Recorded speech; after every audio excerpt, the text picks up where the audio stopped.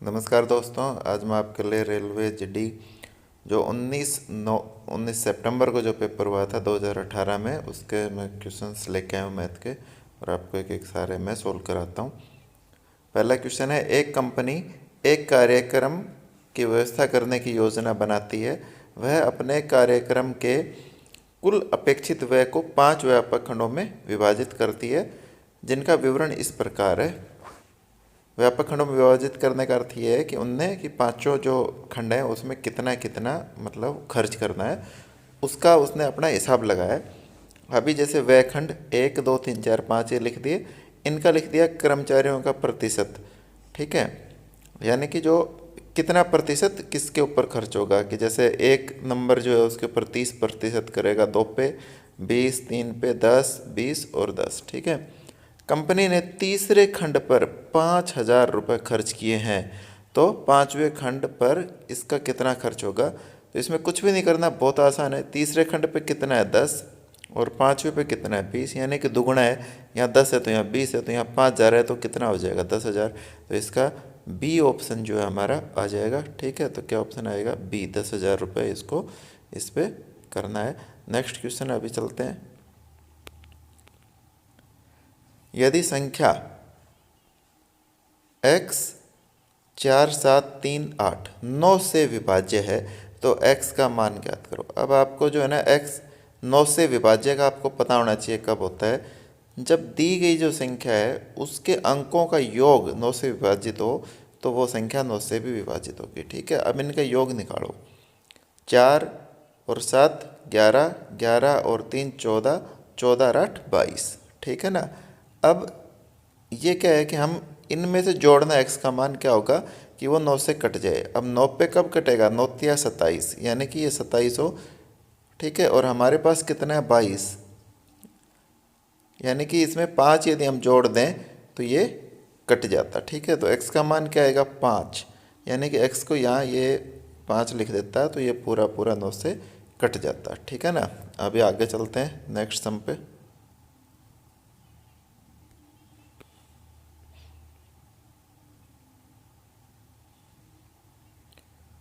ललिता एक fashion boutique शुरू करने की योजना कर रही है। वह शुरुआती लागत के रूप में 20,000 रुपये निर्धारित करती है। कितना करती है, 20,000 रुपये।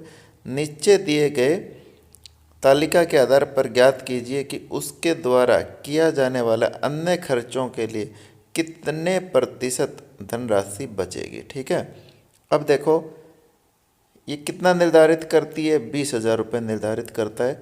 ठीक है, अब देखो बिना सिले हुए कपड़े 50% इस पर खर्च कर दिया, सिलाई में सहायक उपकरण के ऊपर कितना कर दिया 20, यानी कि 100 में से इसने कितना खर्च कर दिया, 70 खर्च कर दिया। अब ये क्या पूछ रहा है, कितनी धनराशि बचेगी अन्य खर्चों के लिए। तो अन्य खर्चों के लिए 100 में प्रतिशत में कितना बचेगा 30, कितना बचेगा 30। ठीक है, और हमारे पास कुल कितनी राशि है 20,000, तो वो निकालना है। ठीक है, यानी कि 20,000 का आपको क्या करना है 30% निकालना है। तो गुणा 20,000 और प्रतिशत के लिए बटे 100, 2 जीरो से 2 जीरो, 3 दूनी 6, 6,000 जो है वो इसको अन्य खर्चों के लिए बचेंगे। तो इसका ऑप्शन देखते हैं कौन सा आएगा, इसका डी ऑप्शन आ जाएगा। ठीक है, नेक्स्ट प्रश्न पे चलते हैं। एक श्रृंखला है x1 x2 x3 xn का अंक गणितीय माध्य क्या है, 1 है। अब कह रहा है x1/k, x2/k और xn/k का अंक गणितीय माध्य क्या होगा। ठीक है, देखो ये बहुत आसान है। अब इसमें क्या है, मतलब सबको इसी श्रृंखला को क्या किया इसने, k से डिवाइड कर दिया। क्या कर दिया, k से डिवाइड कर दिया, यानी कि यदि मैं 1/k ऐसे कॉमन ले लूँ तो क्या बन जाएगा, x1 x2 x3 और ऐसे ऐसे xn। ठीक है, इसका माध्य कितना है 1, तो इसका क्या हो जाएगा 1/k गुणा 1, तो क्या आ जाएगा 1/k। तो इस श्रृंखला का माध्य क्या आ जाएगा, ए आंसर आ जाएगा। ठीक है, नेक्स्ट प्रश्न पे चलते हैं।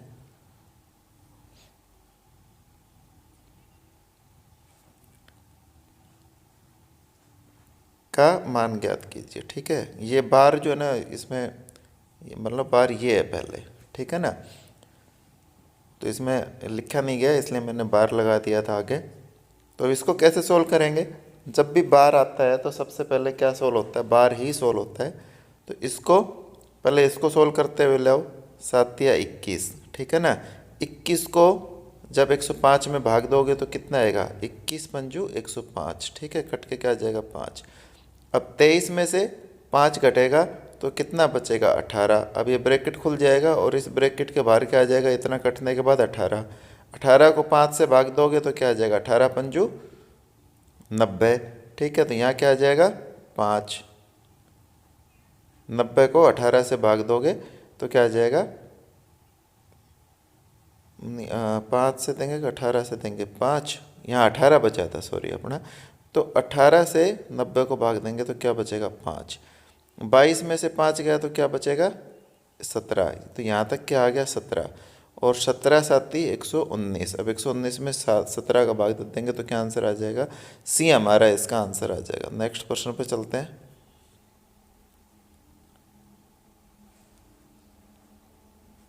85% वेतन खर्च करने के बाद आलोक प्रति माह 1200 रुपये बचाता है, उसका मासिक वेतन कितना है।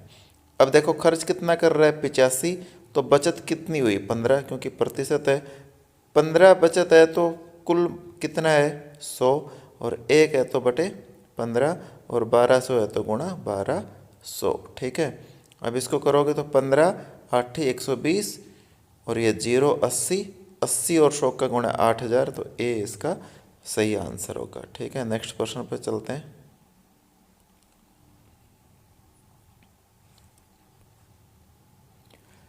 किसी स्थान पर बिना रुके सुनील 80 किलोमीटर प्रति घंटे की औसत चाल से एक निश्चित दूरी तय करता है। रुक रुक कर वह 60 किलोमीटर प्रति घंटे की औसत चाल से दूरी पूरी करता है, वह प्रति घंटे कितने मिनट रुकता है, ठीक है। तो देखो इसकी ट्रिक से तो निकालने का ये फार्मूला है कि दोनों में से आप दोनों को डिफरेंस कर दो, 80 माइनस 60 कितना आ गया 20, और उसमें जो उसकी स्पीड बिना रुके है उससे भाग कर दो, ठीक है, यानी क्या आ गया 1/4, 1/4 घंटा आवर। और क्योंकि 1/4 जो है घंटे है तो इसमें कितनी होगी मिनट में कन्वर्ट करने के लिए 1/4 गुणा 60, तो 4 से काटो क्या आ जाएगा 15 मिनट, ठीक है, क्या आ गई 15 मिनट। ये तो इससे हो गया। अब बाकी इसको मैं बेसिक से बताता हूँ, बेसिक से भी इतना ही लगेगा टाइम, कुछ ज़्यादा टाइम नहीं लगेगा, तो बेसिक से करते हैं। अभी देखो ये 80 किलोमीटर और ये 60 किलोमीटर, अब इनका पहले आप औसत मान लो, तो इनका औसत नहीं सॉरी एलसीएम, तो 80 और 60 का एलसीएम कितना आएगा 240, कितना आएगा 240 किलोमीटर। अब मैं मान लेता हूँ कि 240 किलोमीटर उसको जाना है। पहले वाली में कितने जाता है 80 किलोमीटर प्रति घंटा, यानी कि उसको कितना समय लगा 3 घंटे, कितना लगा 3 घंटे, और 60 किलोमीटर वाले से जाएगा तो कितने लगा 4 घंटे, ठीक है। अब देखो यहाँ कितना लगा 3 घंटे और यहाँ कितना लगा 4 घंटे। अब ये फालतू क्यों लगा 4 घंटे, यहाँ 3 घंटे लग रहा था यहाँ 4 घंटे, क्योंकि वो रुका, तो टोटल कितनी देर रुका वो 1 घंटा रुका। कितनी देर रुका 1 घंटा, ठीक है ना। अब 1 घंटा कब रुका, जब उसको जाने में कितना समय लगा 4 घंटे, ठीक है। तो अब ये पूछ रहा है 1 घंटे में, 4 घंटे में कितना समय रुकता है वो 1 घंटा रुकता है, तो 1 घंटे में कितना रुकेगा 1/4 आवर, और 1/4 का 60 से गुणा करके 15 मिनट हमारा आंसर आ ही जाएगा, ठीक है। आगे चलते हैं।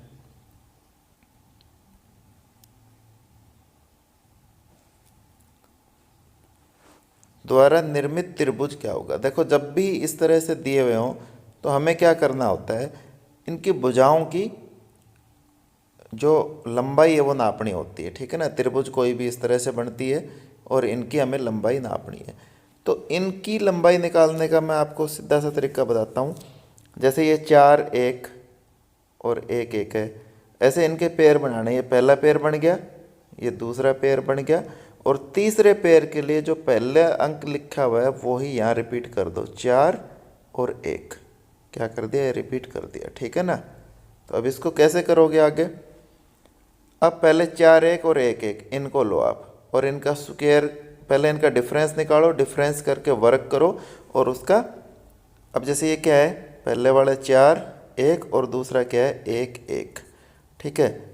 अब इसका डिफरेंस क्या हुआ 3, 3 का स्क्वायर करो प्लस 1 और 1 का क्या हुआ 0, तो 1 और 1 का क्या हो जाएगा 0, यानी कि ये क्या आ जाएगा 9, ठीक है। और इसका वर्गमूल यानी कि 3, तो ये 4 1 है और ये 1 1 है, तो ये वाली भुजा कितनी आ गई मेरी 3 आ गई, ठीक है।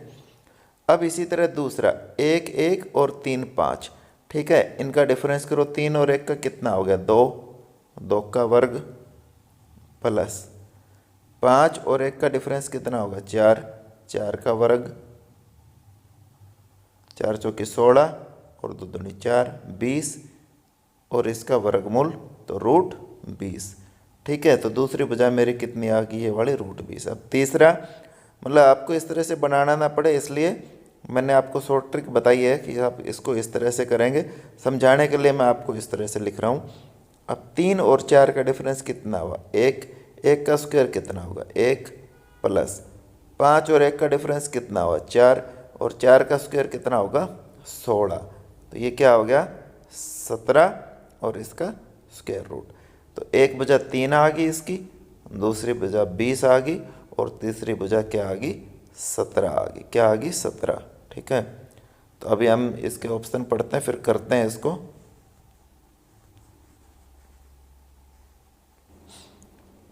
तो क्या क्या आई थी मेरी भुजा जो थी,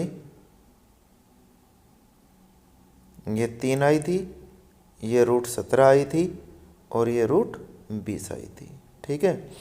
अब देखो सबसे पहले समकोण परंतु समद्विबाहु त्रिभुज नहीं है, ठीक है। अब देखो समद्विबाहु, द्वि का अर्थ होता है कि दो भुजा बराबर हो, ठीक है। अब इसमें देखो कोई भी दो भुजा बराबर नहीं है, तो समद्विबाहु तो होगा नहीं। दूसरा होता है समकोण, और समकोण कब होती है कि जब दो भुजाओं का वर्ग तीसरी भुजा के वर्ग के बराबर हो, ठीक है। तो अब देखो छोटी दो भुजा कौन सी है, ये दो छोटी है, ये पाइथागोरस थ्योरम बोलते हैं इसको। तो पहले 3 का स्क्वायर करो 9 आएगा, और 17 का स्क्वायर √17 है, तो इसका स्क्वायर कितना आ जाएगा, वर्ग कितना आ जाएगा 17, और 17 और 9 कितने हो गए 26, ठीक है ना। तो और 26 का वर्गमूल, ये यदि इसके बराबर आ जाता तो ये क्या हो जाती समकोण त्रिभुज हो जाती, लेकिन ये बराबर नहीं आया तो ये समकोण भी नहीं है, ठीक है। समद्विबाहु तो है ही नहीं। अब समद्विबाहु और समकोण भी नहीं है, ठीक है, और ये विषमबाहु, और चौथा ऑप्शन है समद्विबाहु परंतु समकोण नहीं। तो ये तीनों ऑप्शन गलत हैं, यानी कि ये विषमबाहु त्रिभुज है। विषमबाहु मतलब जिसकी कोई भी भुजा आपस में समान ना हो, तो इसकी कोई भी भुजा जो है वो समान नहीं है, ठीक है। अगले प्रश्न पर चलते हैं, ठीक है, बड़ा आसान है। पहले 5 से 35 को भाग दोगे क्या आ जाएगा 7, ठीक है। 18 और 7 क्या बन जाएगा 25।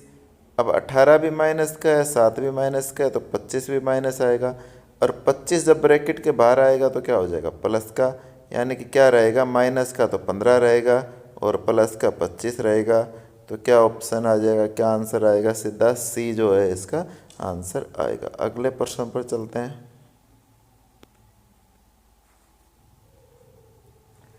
14 42 और 77 का लघुत्तम समापवर्तक क्या होगा। देखो अब जब भी ऐसा क्वेश्चन आए तो पहले आप ये देख लिया करो कि कोई संख्या ऐसी तो नहीं है जो आपस में कट रही हो। अब जैसे 14 और 42 है, ये पूरा पूरा कटता है, 14 तिया 42 होता है, यानी कि 14 और यदि 42 होता तो इसका लघुत्तम समापवर्तक क्या होता है 42 होता। तो जब भी ऐसा आ जाए आपस में संख्या कटती हो तो छोटी वाली को काट दिया करो। अब 42 और जो 77 है इसका जो एलसीएम आएगा वो ही आपका तीनों का एलसीएम रहेगा, ठीक है। अब निकालो इसको। तो ये दोनों किससे कट रहे हैं 7 से कट रहे हैं, 7 6 42 और 7 से 11 7 77 आगे कट नहीं रहे, तो इनका गुणा कर दो, ठीक है। तो 7 6 42 और 42 को 11 से गुणा करो, 11 से करोगे तो 11 चौकी 44 और ये एक ही ऑप्शन बैठ रहा है 462 वाला। ठीक है, गुणा कर दो, 11 दूनी 22, 2 असल आ गई, 11 चौकी 44 और 2 46, यानी कि 462 इसका क्या आ गया, आंसर आ गया हमारा। अगले प्रश्न पर चलते हैं। ठीक है, ये देखो मैं ये क्यों बता रहा हूँ, सिर्फ इसलिए बता रहा हूँ कि आपको टाइम कम से कम लगे, क्योंकि आप 14 लेते तो फिर पहले इसको, अभी ये 7 से कटने के बाद 2 से और कटता तो आपको करने में उतना ही क्या रहता है, ये ज़्यादा आता है, डिफ़िकल्टी आती है इसको करने में। ठीक है, अगले प्रश्न पर चलते हैं। अभी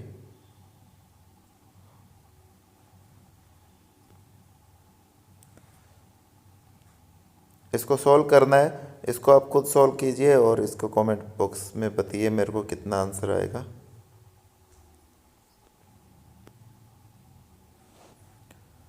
अगला क्वेश्चन, 2 व्यक्ति कुलदीप और अगरकर अलग अलग काम करते हुए क्रम से 8 घंटे और 12 घंटे में एक खेत में लगी फसल को काट सकते हैं। ठीक है, वे एक एक घंटे की कार्य अवधि में वैकल्पिक रूप से, वैकल्पिक जो रूप है उसका अर्थ होता है कि 1 घंटा पहले कुलदीप काम करता है तो उस घंटे में अगरकर काम नहीं करेगा। ठीक है, अगरकर जब अगले घंटे काम करेगा तो उसमें कुलदीप काम नहीं करेगा, तो इसको बोलते हैं वैकल्पिक जो रूप है। ठीक है, अब जिसमें क्या करे, कुलदीप 9 बजे कार्य आरंभ करता है तो कटाई कब खत्म होगी। ठीक है, अब देखो कुलदीप जो है वो 8 घंटे में इसको काट सकता है और अगरकर जो है वो 12 घंटे में। तो ऐसा क्वेश्चन जब भी होता है तो हमें पता है 8 और 12 का हम क्या लेते हैं, एलसीएम लेते हैं, और 8 और 12 का एलसीएम क्या आएगा, 24, यानी कि 24 यूनिट हैं जो इनको कटाई करनी है। ठीक है, अब कुलदीप जो है 24 जो यूनिट हैं वो 8 घंटे में काट देता है, तो 1 घंटे में कितने यूनिट काटेगा, 3, और अगरकर जो है वो 12 घंटे में 24 यूनिट काट देता है तो 1 में कितनी काटेगा, 2।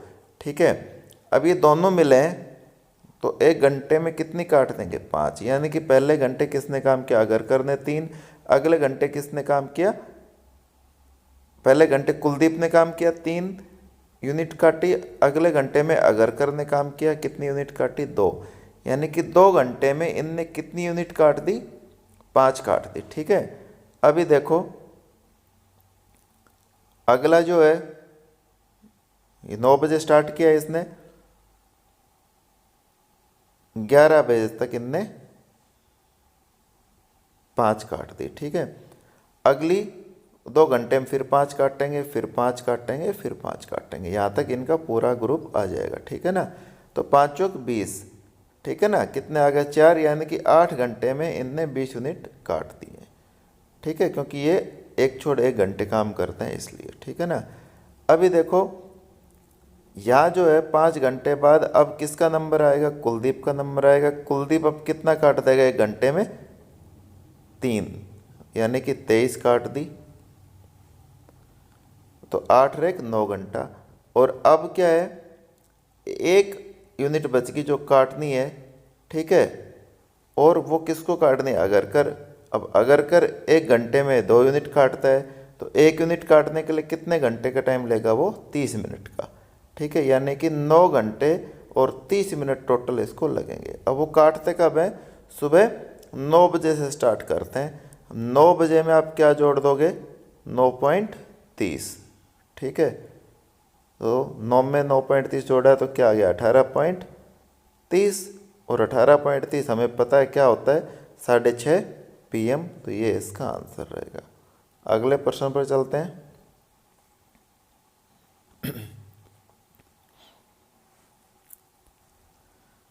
हिमांशी ने एक टी शर्ट इसके अंकित मूल्य से 20% छूट पर खरीदी, परंतु इसे अंकित मूल्य पर बेच दिया। पूरे लेन देन में लाभ या हानि प्रतिशत ज्ञात करो।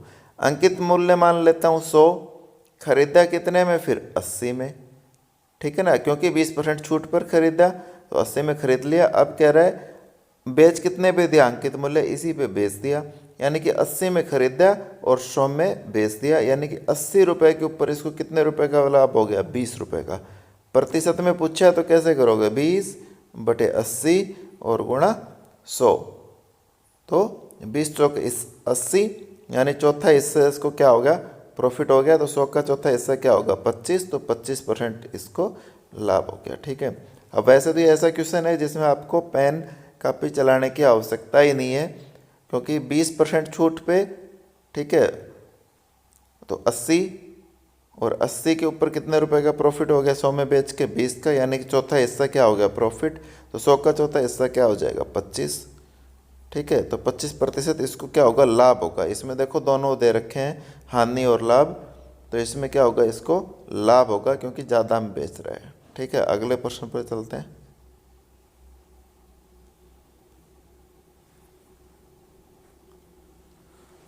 दोस्तों, पुरुष किसी भवन का निर्माण 1024 दिन में कर सकते हैं, तो उसी भवन का निर्माण 256 दिन में करने के लिए कितने पुरुषों की आवश्यकता होगी। तो इस तरह के क्वेश्चन हमें पता है कैसे करते हैं। 200 गुणा 1024 इजकल टू, जो भी इधर वाले हैं पहले उनका गुणा किया, फिर 256 दिन और गुणा जितने पुरुष की आवश्यकता है, मान लो x की आवश्यकता है तो x, तो बटे में क्या आ जाएगा, 256। 256 से सीधा कट जाएगा 4 के ऊपर, और ये 800 क्या आ जाएगा, इसका आंसर आ जाएगा। नेक्स्ट प्रश्न पर चलते हैं। ये क्वेश्चन हमारा रिपीट हो गया, अगले पर चलते हैं। 4500 रुपये पर 8% वार्षिक ब्याज की दर से 3 वर्ष में साधारण ब्याज और चक्रवृद्धि ब्याज के बीच का अंतर कितना होगा। ठीक है, ऐसा जब भी क्वेश्चन आ जाए 3 साल का, 4 साल का, ठीक है, तो चक्रवृद्धि ब्याज निकालने का क्या तरीका होता है, आपको याद रखना है टेबल। ठीक है, इसका मैं अलग से वीडियो भी बनाऊंगा, 3 3 1। ठीक है, तो ऐसे में कैसे सोल्व करते हैं, पहले चक्रवृद्धि ब्याज निकालते हैं। अब जैसे 4500 है, 4500 का 1 साल का पहले आप क्या निकालो, साधारण ब्याज, तो 45 गुणा 1 बटे 100, और यहाँ प्रतिशत कितना है, 8, ब्याज रेट कितना है, 8, तो ये 8 से गुणा हो जाएगा। ठीक है ना, तो 2 जीरो से 2 जीरो कट गई, 8 से गुणा करो इसको, 8 पंजू 40, 4 असल आ गई, 8 चौका 32 और 4 36। ठीक है, तो यानी कि 1 साल का इसका साधारण ब्याज आ गया 360। ठीक है, तो 3 साल का साधारण ब्याज, तो इसको जो गुणा करोगे वही आ जाएगा, क्या आ जाएगा, 0, 6 18, असल पाई 1, 3 3 9 और 1 10। ठीक है, अभी क्या करना है, 360 का फिर 1 साल के लिए निकालना है, 360 रेट कितना है, 8 बटे 100, इसको गुणा कर दो, 0, 8 छिंग 48, असल आई 4, 8 तिया 24 और 4 28, यानी क्या आ गया, 28.80, क्या आ गया, गुणा 28.80।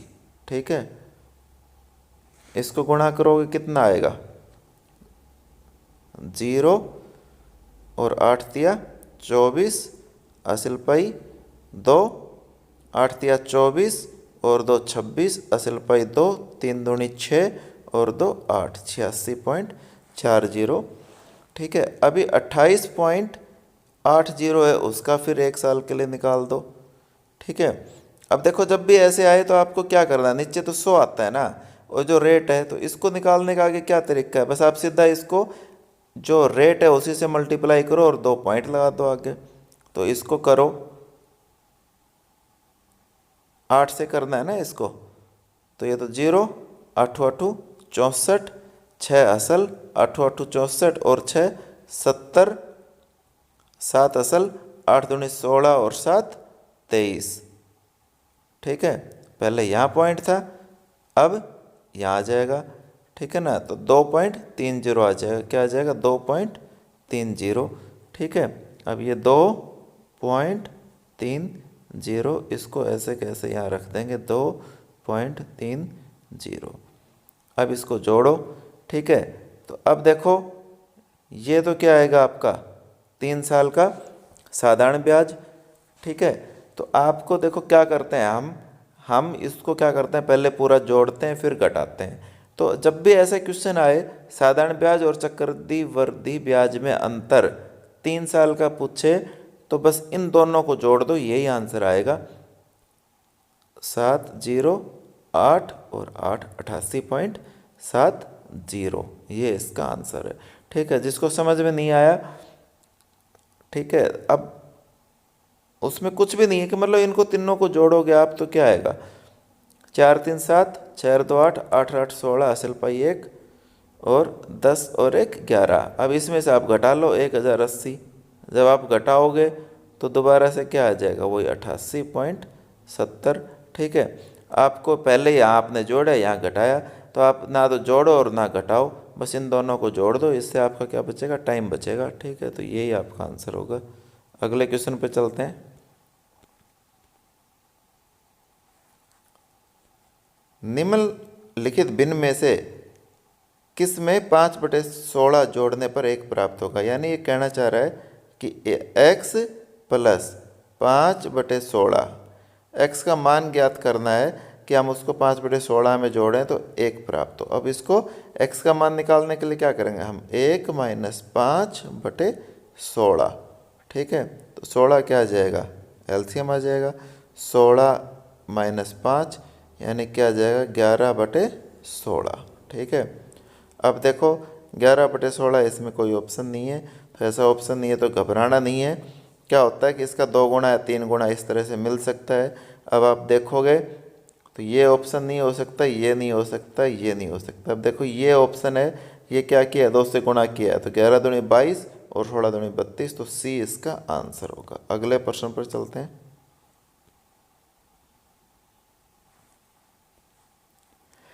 एक ट्यूबवेल किसी टैंक को 15 घंटे में भर सकती है, तली में रिसाव होने के कारण 20 घंटे में भरता है।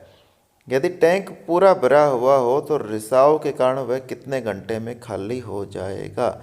अब देखो इसका करने का वही तरीका है, कैसे करोगे, यहाँ 15 घंटे है और यहाँ 20 घंटे। ठीक है, अब इसका मैं मान लेता हूँ लघुत्तम समापवर्तक क्या होगा, 60। ठीक है ना, यानी 60 लीटर पानी की टंकी है हमारी, ये भरने वाला नलका है, ये 15 घंटे में इसको पूरा भर देता है। तो 15 घंटे में जब पूरा भरता है 60 लीटर का, तो 1 घंटे में कितना लीटर पानी भरेगा, 4 लीटर। ठीक है, ये रिताने वाला है। ठीक है, तो अब जो है ये रिताएगा 20 घंटे में, तो इसको रिताने के लिए कितना घंटे का समय लगेगा, 20 घंटे में पूरे रिताता है। 60 लीटर की टंकी है, यानी कि 1 घंटे में कितने लीटर पानी रिताएगा, 3 लीटर। ठीक है ना, अब देखो आप दिमाग लगाओ, एक नलका चल रहा है वो 4 लीटर पानी डाल रहा है, दूसरा नलका चल रहा है वो 3 लीटर पानी डाल रहा है, निकाल रहा है, सॉरी 3 लीटर पानी निकाल रहा है। तो टोटल 1 घंटे में कितना लीटर पानी डाला, 1 लीटर। कितना डाला, 1 लीटर। और हमें कितना भरना है, 60 लीटर को। कितना भरना है, 60 लीटर को। तो 60 लीटर के लिए कितना हो जाएगा, ठीक है, तो 60 घंटे लगेंगे इसको। क्या लगेंगे, 60 घंटे। ठीक है, क्योंकि पूरा भरा हुआ हो तो रिसाव कारण कितने घंटे में खाली हो जाएगा। अब खाली हो जाए चाहे भर जाए, टाइम उसको क्या लगेगा, बराबर लगेगा। ठीक है, खाली हुए को भरे करेगा तब भी उतना ही लगेगा। ठीक है, अभी नेक्स्ट प्रश्न पे चलते हैं।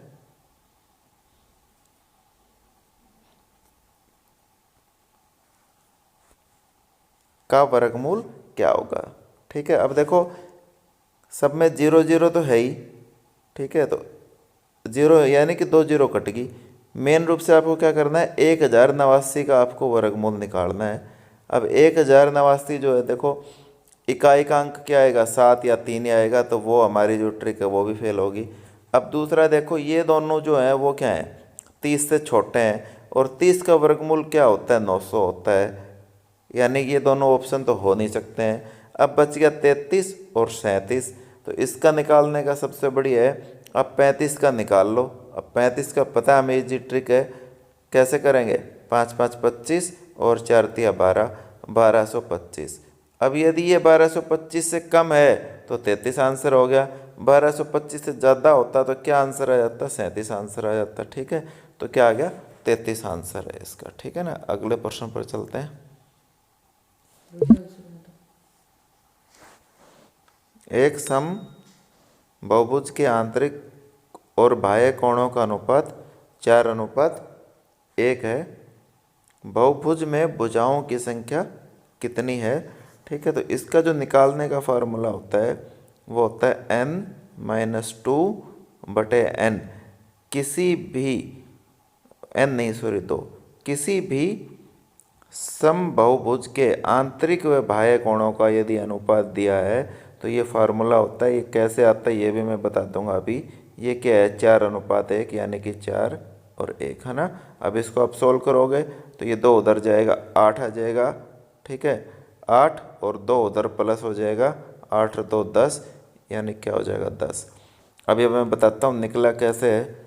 अब देखो, आंतरिक किसी भी बहुभुज के आंतरिक कोणों का योग कितना होता है? n-2 और गुणा 180।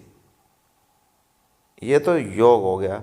और n भुजा वाला जो है उसके आंतरिक एक कोण का पूछे तो मान, इसको क्या करेंगे हम? n से क्या कर देंगे? डिवाइड। ठीक है। बाह्य कोण क्या होता है? बाह्य कोणों का जो योग होता है वो क्या होता है? 360 डिग्री होता है। क्या होता है? 360। तो एक कोण पूछेगा तो क्या करेंगे? 360 को n से डिवाइड कर देंगे। ठीक है। अब देखो अनुपात है तो ये ऐसे करोगे तो n से तो n कट जाएगा। ठीक है, यानी कि इसको कैसे लिखोगे आप? n ऊपर आएगा बटे 360। तो n से n कट गया और 180 दूनी 360, यानी क्या बच गया आपके पास? n-2/2। ठीक है ना। तो यही आप जब भी ऐसे क्वेश्चन आए डायरेक्ट लिखोगे n-2/2 और जो अनुपात है उसके साथ सोल्व कर लोगे। ये ध्यान रखना है, ये ऊपर वाला आंतरिक है और नीचे वाला बाह्य है। ये उल्टा आ जाए सम बहुभुज के बाह्य और आंतरिक कोणों का अनुपात, तो इसको भी क्या कर दोगे उल्टा। जब 2 क्या लिखोगे? ऊपर लिखोगे और नीचे क्या लिखोगे? n-2 और इक्वल टू क्या लिख दोगे? 1/4। तो फिर आप इसको लिख के ऐसे सोल्व करोगे। ठीक है, अगले प्रश्न पर चलते हैं।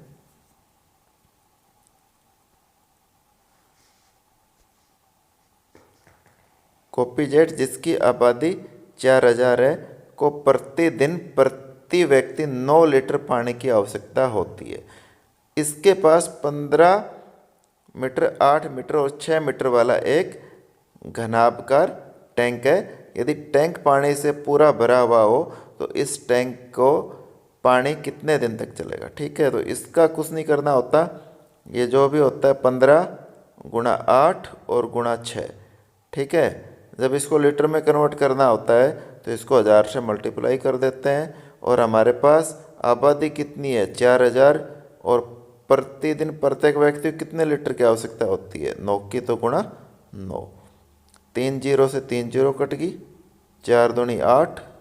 ठीक है, 3 तिया 3 दूनी 6, 3 तिया 9 और 3 पंजू 15, यानी कि 5 और 5 का 20। 20 दिन ये टैंक चलेगा। ठीक है, अगले प्रश्न पर चलते हैं।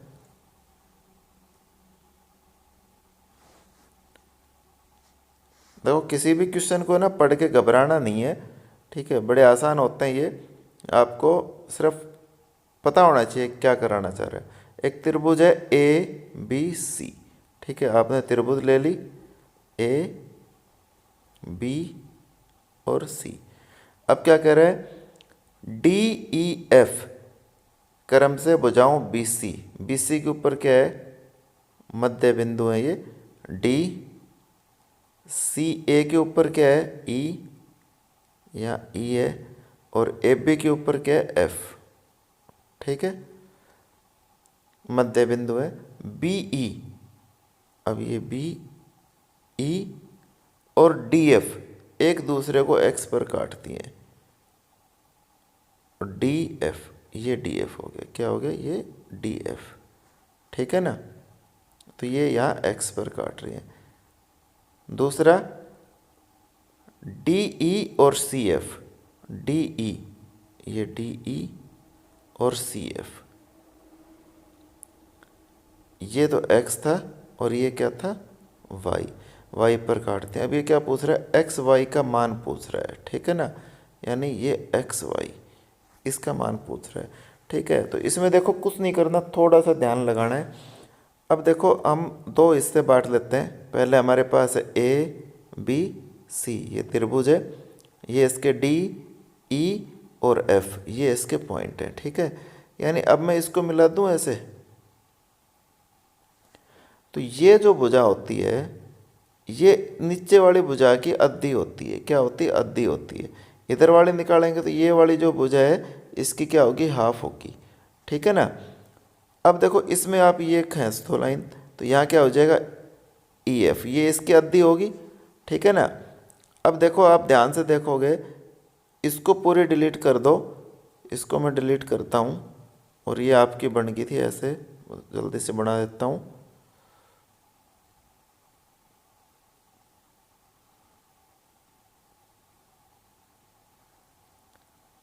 ये वाली पूछ रहा था। ठीक है, यानी कि अब ये क्या बन गई? ऐसे त्रिभुज आप बनाओ, देखो इसको, ये 2 पॉइंट हो गए, यहाँ ये मध्य बिंदु है ना।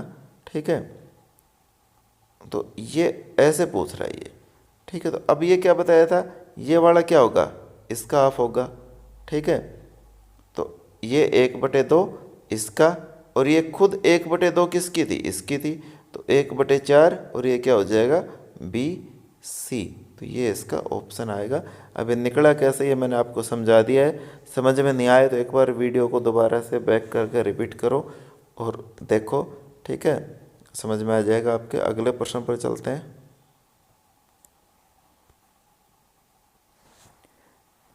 अगला प्रश्न है, एक लंबवर्तीय शंकु की ऊंचाई और तिरछी ऊंचाई क्रम से 3√23 सेंटीमीटर और 16 सेंटीमीटर है। एक्स का मान लगभग, सॉरी एक्स नहीं है, पाई है, पाई का मान लगभग 22/7 मानते हुए उक्त शंकु के वक्र पृष्ठ का क्षेत्रफल ज्ञात करो। सबसे पहले तो वक्र पृष्ठ का क्षेत्रफल आपको पता होना चाहिए, पाई, R और L। ठीक है, शंकु कैसे बनता है? ये आपका शंकु होता है। ठीक है, ये जो सर्कल है उसका मध्य बिंदु होता है। अब इसमें पाई और L पता होना चाहिए आपको। पाई तो है ही, R ये होता है, L ये होता है और H ये होता है। ठीक है, अब आपको L तो दिया हुआ है लेकिन R नहीं दिया हुआ, तो पहले हम R निकालेंगे। कैसे? पाइथागोरस थ्योरम का यूज करते हुए। शंकु की ऊंचाई, ऊंचाई कितनी है? 3√23, और L जो कितना है वो कितना है? 16। ठीक है, तो R कैसे निकलेगा? L² माइनस H² और उसका अंडर रूट। ठीक है, L², 16 का स्क्वायर कितना हो जाएगा? 256, माइनस ये 3 3 9, और 23 को बाहर करोगे तो क्या आ जाएगा? 23 गुणा 9। ठीक है, करो, 9 तिया 27, 7, 2 9 दूनी 18 और 2 20, यानी क्या आ गया? 207। 256 माइनस 207 कितना आ जाएगा? √49। ठीक है, यानी R का मान कितना आ गया मेरा? 7 आ गया। तो पाई 22/7 गुणा R कितना है? 7, और गुणा L कितना है? 16। 7 से 7 कट गया। ठीक है, 16 को इससे गुणा कर दो, 16 दूनी 32, 3 16 दूनी 32 और 3 35, यानी कि 352 क्या आ गया इसका आंसर हमारा। तो दोस्तों ये पेपर हमारा ख़त्म हुआ। ठीक है, और मैं आशा करता हूँ आपको मेरी वीडियो अच्छी लगी होगी, और अच्छी लगी हो तो आप मेरे चैनल को लाइक एंड सब्सक्राइब कीजिए। और बाकी इसके 30-35 सेट और भी हैं जो पुराने पेपर आए हुए हैं, वो भी मैं रोज़ धीरे धीरे लेके आ रहा हूँ, और उसके बाद हम चैप्टर वाइज जो हैं सारे क्वेश्चंस करेंगे। ठीक है, धन्यवाद।